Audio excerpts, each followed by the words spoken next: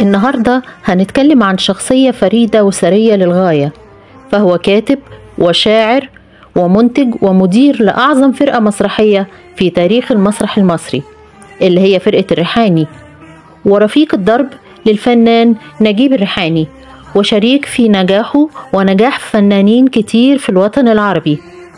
مر على رحيله 59 عاما. هو أحد مؤسسي الثقافة الفنية وواضع البنية التحتية للمسرح العربي والسينما أيضا. هو أحد أهم الرواد الأوائل في تاريخ الفن والثقافة والفكر والإبداع والتنوير في القرن العشرين، وأفضل من كتب حوار سينمائي.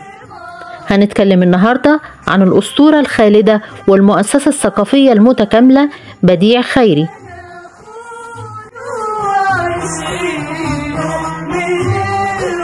اتولد بديع خيري في حي المغربلين بالقاهرة عام 1893.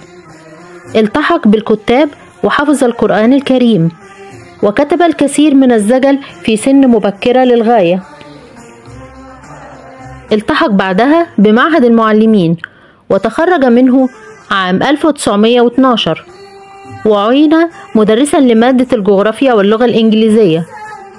تمنى أن يكون ممثلا، لكنه رسب في اختبارات الأداء، فأسس فرقة مسرحية اسمها المصري للتمثيل العصري، وكانت مسرحية الجنيه المصري هي باكورة مؤلفاته. التقى مع صديق عمره نجيب الريحاني أثناء اندلاع ثورة 19، وكونا معا فرقة مسرحية عام 1922، وكانت أول تجربة فنية لهما هي رواية على كيفك.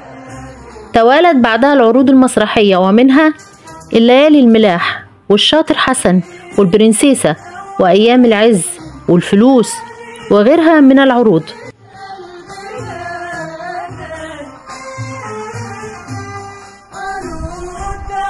ورغم عمق الصداقة التي جمعت بين كل من نجيب الريحاني وبديع خيري، إلا أنه لم يصادف أن يسأل أحدهم الآخر عن ديانته، إلا عندما توفت والدة الكاتب بديع خيري وذهب الريحاني لتقديم واجب العزاء، وفوجئ بالقرآن يتلو بصوت الشيخ محمد رفعت.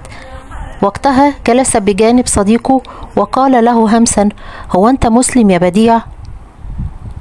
مما يدل على مدى التسامح الذي كان سائدا وقتها بين عنصري الأمة.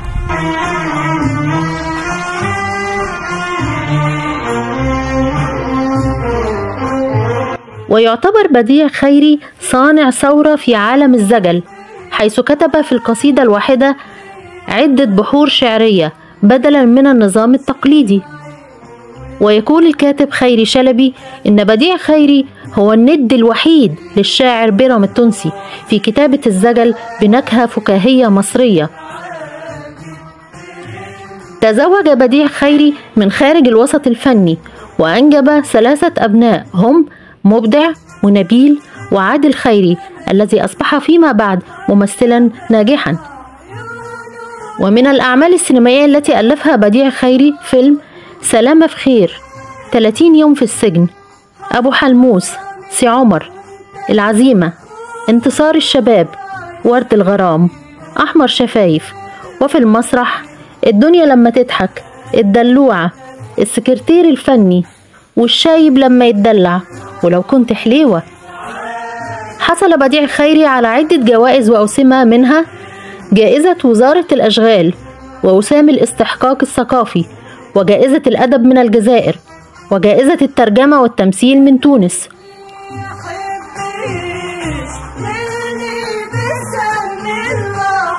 عرف عنه أيضا كتابة الأغاني، ومنها الحلوة دي قامت تعجن في الفجرية، خفيف الروح، شد الحزام، حرج عليا بابا، قوم يا مصري، طلعت يا محلى نورها.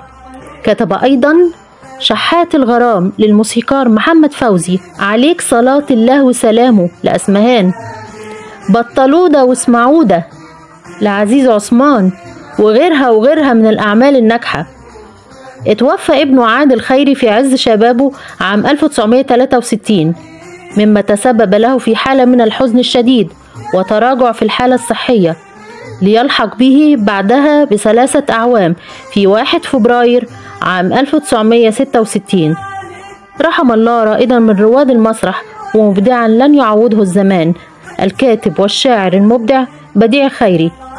رجاء لا تنسوا تفعيل الجرس كي يصلكم كل جديد. شكرا لكم.